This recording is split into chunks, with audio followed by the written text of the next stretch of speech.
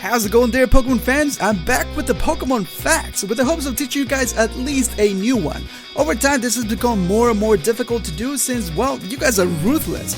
But I'm really happy to hear that we're all big fans here, and it gives me a challenge to once in a while come up with these type of videos. So, if you haven't watched the rest of them yet, make sure to check the playlist I made. With that out of the way, let's do this.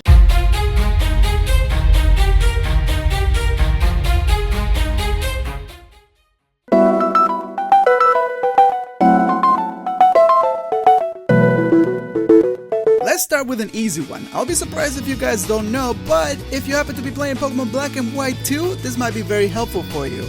There is one item sought by many trainers since the release of Red and Blue here in the US. Every kid wanted to get their hands on as many as they could. In fact, I think we all wanted to have an infinite amount. Yes, I'm referring to rare candies. There are many glitches that have been used to try and get as many as possible, such as the mid-signal glitch or the cloning glitch in Generation 2. But did you know that there's actually a golden mine of free rare candies in Pokemon Black and White 2? Head over to Nimbasa City and search for the breeders in the big stadium. Every time you defeat them, they will give you a rare candy. The cool thing about this is that all you have to do is get out, re-enter, so that you can keep finding them over and over again, and every time you will get a rare candy. Man, that sure comes in handy.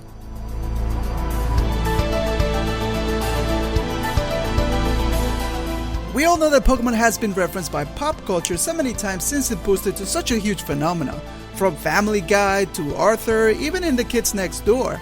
However, the Pokemon franchise doesn't stay behind either and likes to reference other pop culture as well. I'm sure you guys know about the trainer in Pokemon X and Y that makes a reference to Dragon Ball Z when he mentions the famous meme, "It's over 9,000. But there is one that might have gone unnoticed and is found in Pokemon Heart Gold and Soul Silver. Head over to Route 20 and in here you will find 3 trainers named Bert, Ernie, and of course the most popular one, Elmo. I wonder how many of you guys caught that. The next fact, you might not find it as surprising, but for someone that deals with computers, I find it to be a huge accomplishment. In many of my videos, I always find a way to mention how, for me, I believe that Generation 2 has to be the best out of all so far. Now I know some might say it's nostalgia, but I also know that many will agree that Game Freak did an excellent job with those games. They tried to correct their mistakes from Generation 1 and added some new amazing features, such as night and day cycles, a battle tower, 2 regions in one game, and who could ever forget the amazing battle with Red? So, you would think that these games took a lot of manpower, but believe it or not, Gold and Silver was programmed by only 4 programmers. Compare that to Pokemon X and Y that had over 20. Man, I guess you could really call these guys the Elite Four, huh? No? Okay.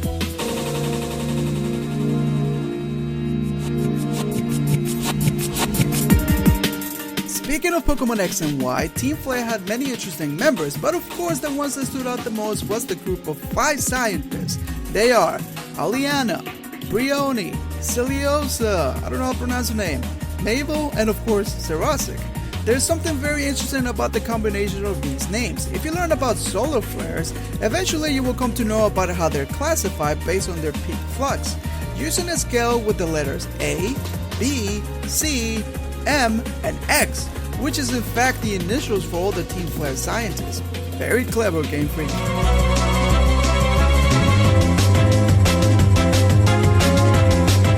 If I haven't been able to teach you a new fact yet, well, here's my last chance, and of course I saved the best for last.